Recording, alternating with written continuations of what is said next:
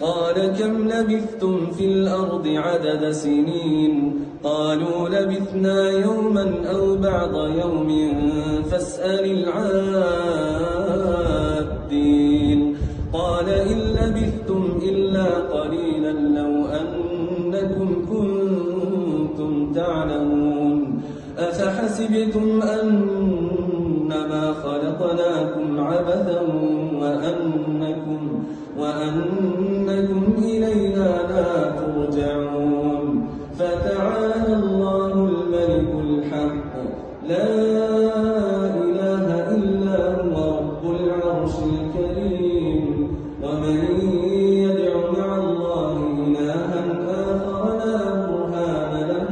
به فإنما حسابه عند ربه